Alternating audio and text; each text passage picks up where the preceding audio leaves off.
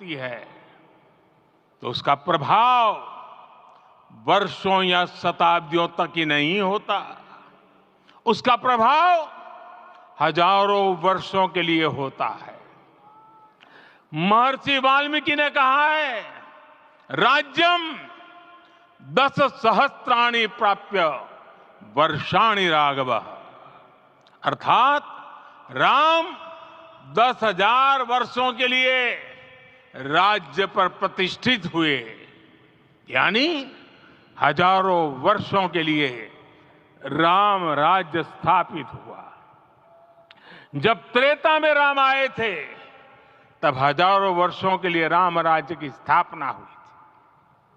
हजारों वर्षों तक राम विश्व पथ प्रदर्शन करते रहे थे। और इसलिए मेरे प्यारे देशवासियों, आज अयोध्या भूमि हम सभी से, प्रत्येक राम भक्त से, प्रत्येक भारतीय से कुछ सवाल कर रही है। श्री राम का भव्य मंदिर तो बन गया, अब आगे क्या?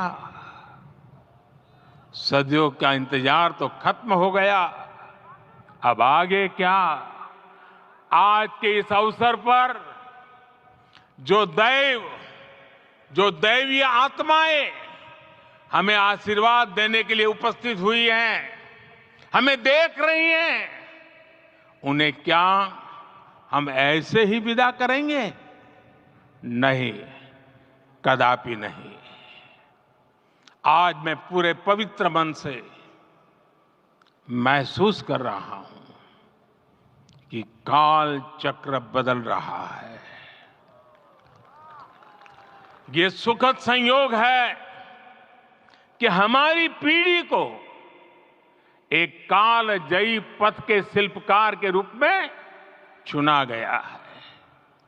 1000 वर्ष बाद की पीढ़ी राष्ट्र निर्माण के हमारे आज के कार्यों को याद करेगी। इसलिए मैं कहता हूं, यही समय है, सही समय है। हमें आज से, इस पवित्र समय से अगले 1000 साल के भारत की नींव रखनी है।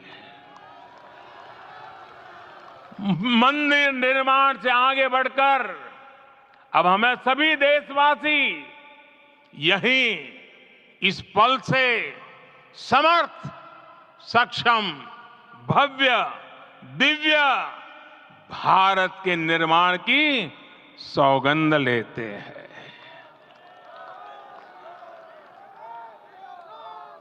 राम के विचार मानस के साथ ही जनमानस में भी हो, यही राष्ट्र निर्माण की सीढ़ी है। साथियों, आज के युग की मांग है कि हमें अपने अंतःकरण को विस्तार देना होगा। हमारी चेतना का विस्तार देव से देश तक, राम से राष्ट्र तक होना चाहिए। हनुमान जी की भक्ति, हनुमान जी की सेवा, हनुमान जी का समर्पण, ये ऐसे गुण हैं जिन्हें हमें बाहर नहीं खोजना पड़ता। प्रत्येक भारतीय में भक्ति, सेवा और समर्पण के भाव समर्थ, सक्षम, भव्य, दिव्य भारत का आधार बनेंगे। और यही तो है देव से देश और राम से राष्ट्र की चेतना का विस्तार। दूर सुदूर जंगल में, कुटिया में जीवन गुजारने वाली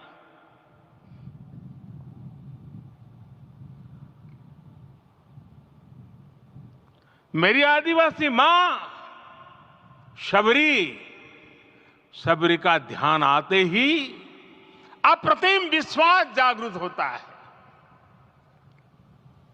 मां शबरी तो कब से कहती थी, राम आएंगे।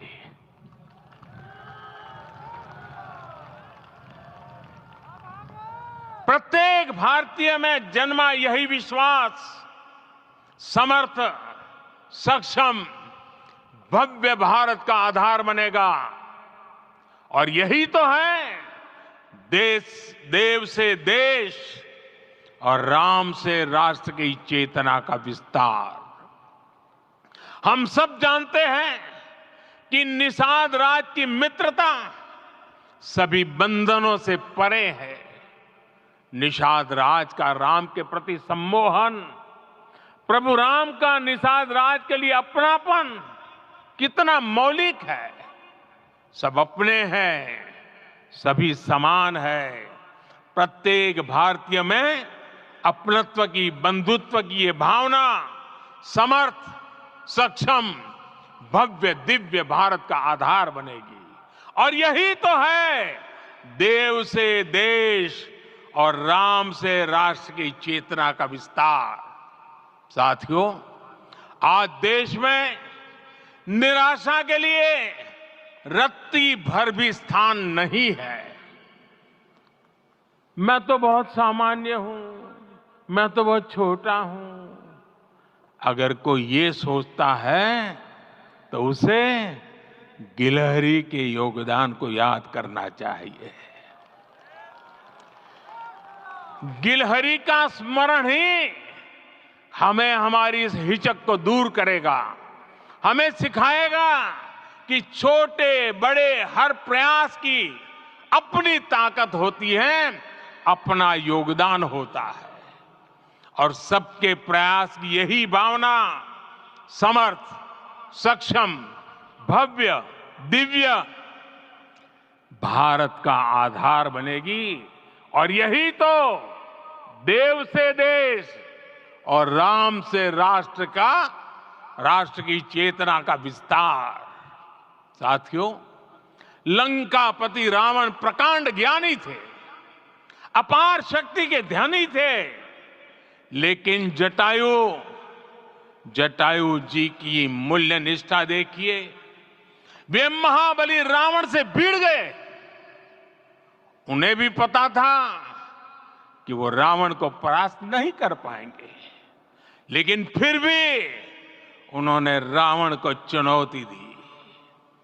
कर्तव्य की यही पराकाष्ठा समर्थ, सक्षम, भव्य, दिव्य भारत का आधार है।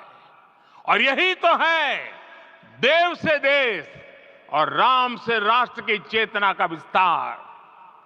आइए हम संकल्प लें कि राष्ट्र निर्माण के लिए हम अपने जीवन का पल पल लगा देंगे।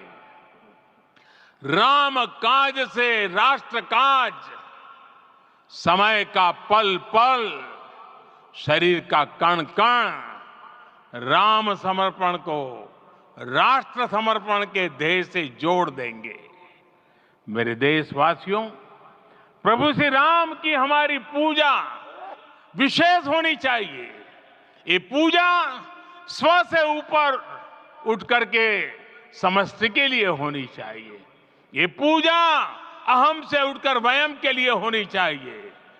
प्रभु को जो भोग चढ़ेगा वो विकसित भारत के लिए हमारे परिश्रम की पराकाष्ठा का प्रसाद भी होगा। हमें नित्य पराक्रम, पुरुषार्थ, समर्पण का प्रसाद प्रभु राम को चढ़ाना होगा। इनसे नित्य प्रभु राम की पूजा करनी होगी, तब हम भारत को वैभवशाली और विकसित बना पाएंगे। मेरे प्यारे देशवासियों, ये भारत के विकास का अमृत काल है। आज भारत युवा शक्ति की पूंजी से भरा हुआ है, ऊर्जा से भरा हुआ है।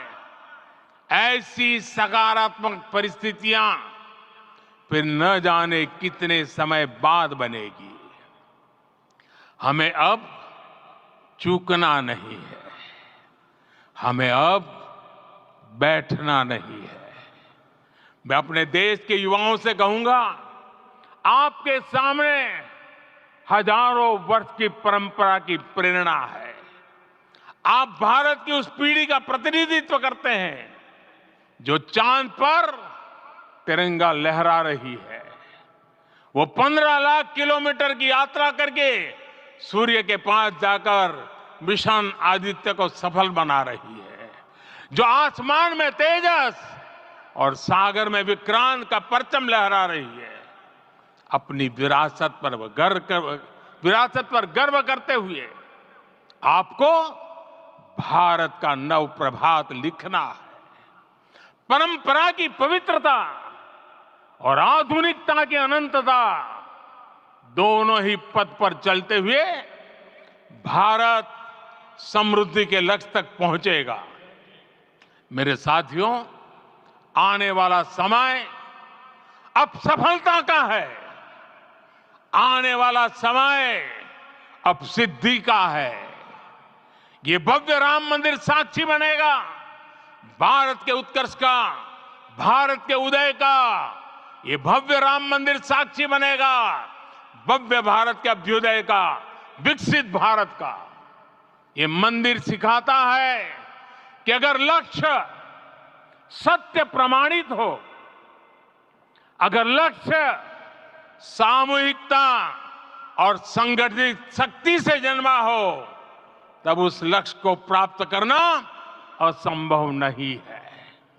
ये भारत का समय है और भारत अब आगे बढ़ने वाला है। शताब्दियों की प्रतीक्षा के बाद हम यहां पहुंचे हैं। हम सब ने इस युग का, इस कालखंड का इंतजार किया है।